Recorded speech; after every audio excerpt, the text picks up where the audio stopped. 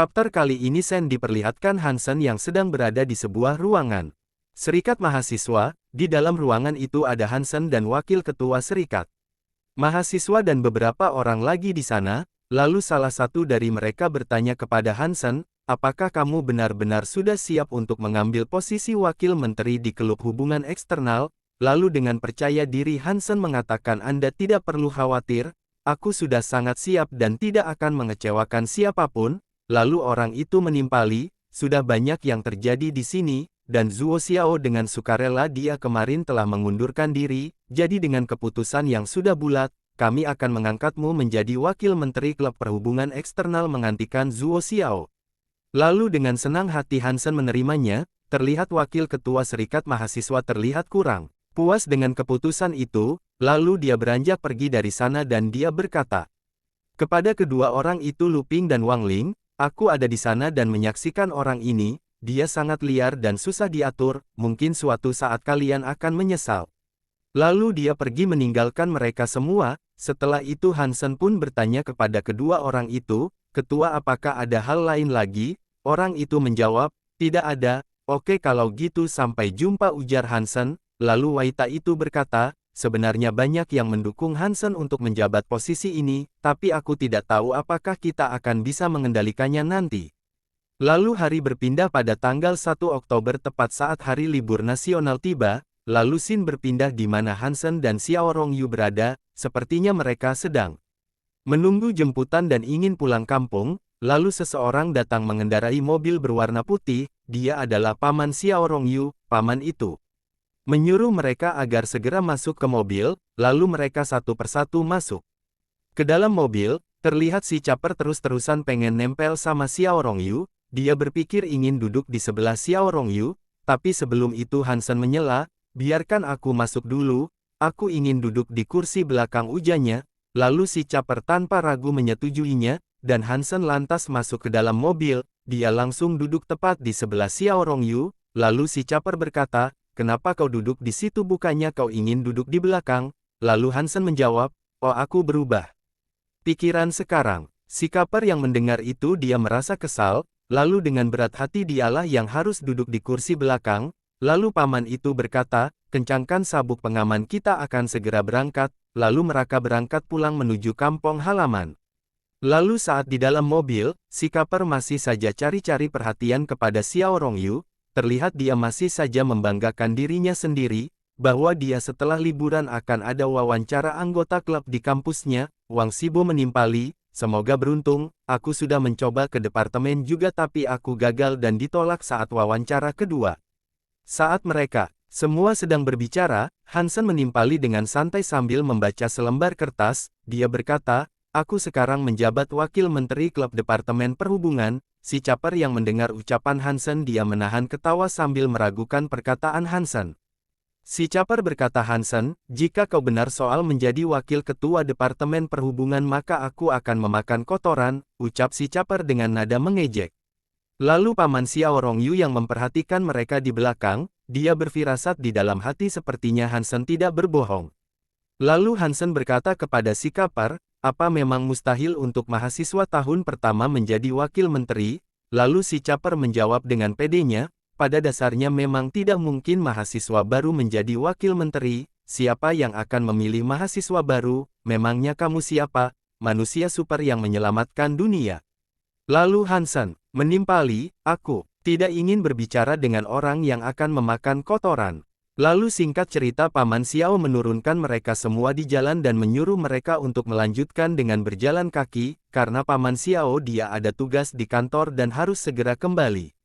Lalu paman itu pergi meninggalkan mereka, kemudian si caper menawarkan diri untuk membantu Xiao membawa barangnya, lalu Xiao menolak karena arah rumah mereka berbeda. Xiao menyuruh Hansen saja yang membantu membawakannya, tapi si caper bersikeras ingin membantu, kemudian Wang Xibo menariknya agar segera pergi pulang.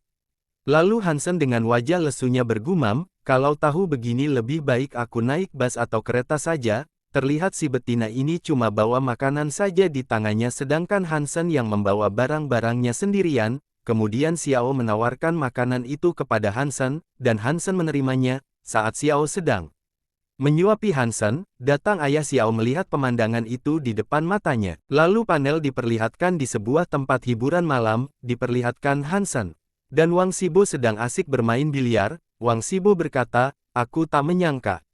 Kota ini memiliki tempat yang indah. Sambil memandangi dua gadis yang sedang berjalan di depannya, Wang Xibo berkata, Xiao kemarin menyuapimu di depan ayahmu dan dia tidak berkata apa-apa. Lalu saat giliran Wang Xibo menyodok biliar, Hansen duduk dan menghisap rokoknya. Datanglah seorang gadis berbaju biru kepada Hansen sambil menawarkan segelas minuman kepada Hansen.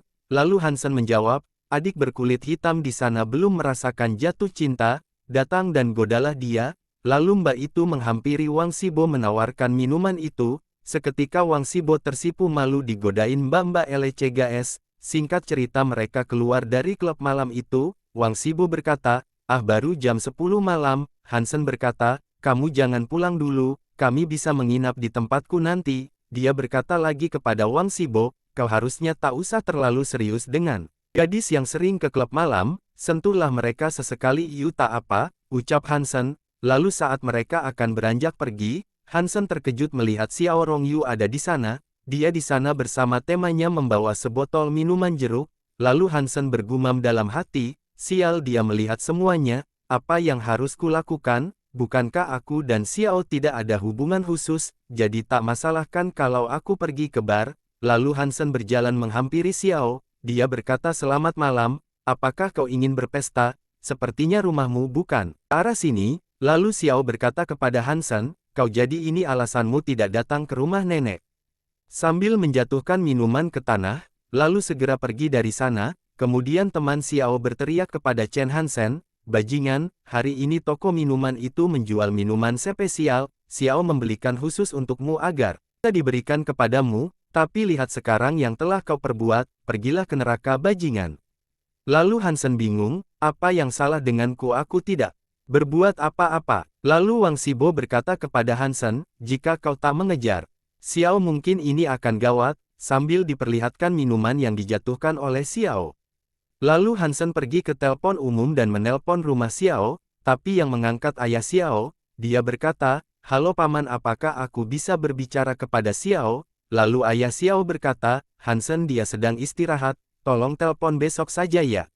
Lalu telepon dimatikan. Lalu keesokan paginya Hansen kembali menelponnya lagi, tapi lagi-lagi yang mengangkat ayah Xiao. Hansen berkata, paman aku ingin berbicara kepada Xiao. Ya, Xiao menjawab dia sedang pergi dan belum kembali. Lalu Hansen berkata, kalau begitu katana padanya aku akan kembali ke universitas hari ini.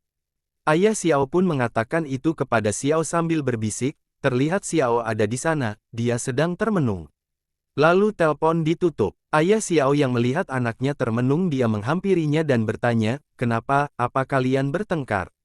Ibumu akan segera kembali, dia pasti akan khawatir jika melihatmu begini. Lalu Xiao pergi untuk mencuci mukanya. Lalu saat Xiao ingin mencuci muka ayahnya berkata lagi, hei apakah kamu dan Hansen sedang jatuh cinta? Xiao menjawab itu dulu, sekarang dan nanti tidak akan pernah lagi. Terlihat wajahnya kesal sekali guys. Lalu terlihat Hansen yang sedang berkemas akan segera pergi ke asramanya. Ayah dan ibunya berkata kenapa kau pergi begitu cepat?